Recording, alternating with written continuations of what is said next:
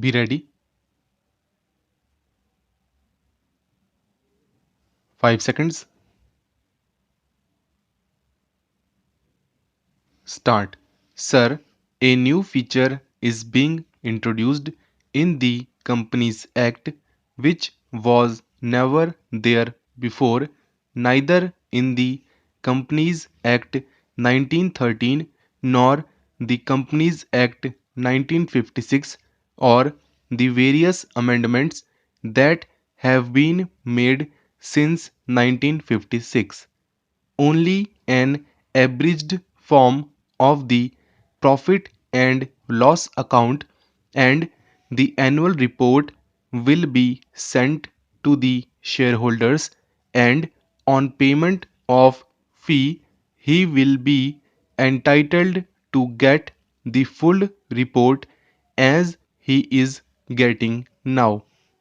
If the Honorable Minister looks into the representations from various shareholders associations over the years, you will find that even the existing requirement of information to be provided to the shareholders is not enough. In fact, shareholders associations have already represented that the information given to them should be much more specific. In companies which have got various divisions, it should be division wise. There are a lot of other features which they have pointed out from time to time. Here we find a bill which has been ostensibly brought to protect these very small shareholders and depositors, which takes away even the existing rights being given to them. It is a very serious matter. In corporate functioning, as we have seen over the last few years, I may venture to say that even the Sanchar Committee recommendations have become a little out of date because in the last 5 years, especially after this government has come to power, there has been a sea change in the operation of the corporate sector. This particular act, which is the main act governing the administration of the companies in the corporate sector, cannot be effective in spite of over 600 sections and a vast army of company law administration officials all over the country. The small depositors and the shareholders will always be left at the mercy of a certain government bureaucrat or a certain department.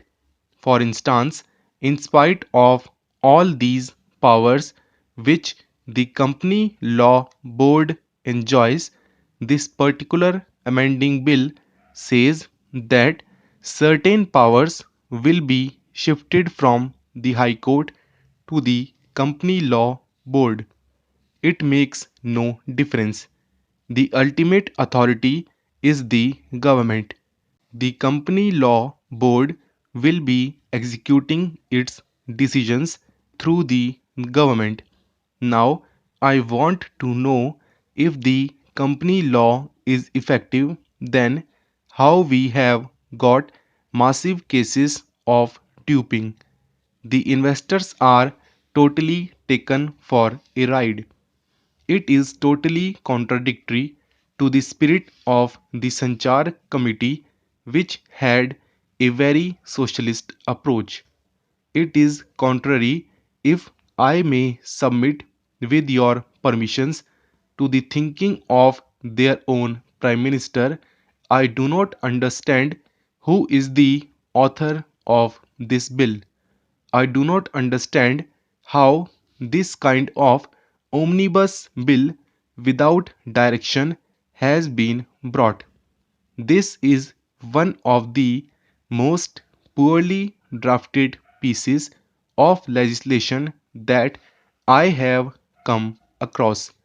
I submit that apart from these things, if the Honorable Minister may allow me to submit, I have seen in the administration of companies for smaller things, they are more particular. If a company is not filing some paper on time promptly, they will send a notice. But there are some other companies which I know of which are not repaying their depositors. Depositors are knocking at their doors and nobody is listening to them. This kind of anomaly must be corrected since this is a very important act in the sense that the entire corporate sector is administered by this act. If the government has any power to discipline companies, it is through this act.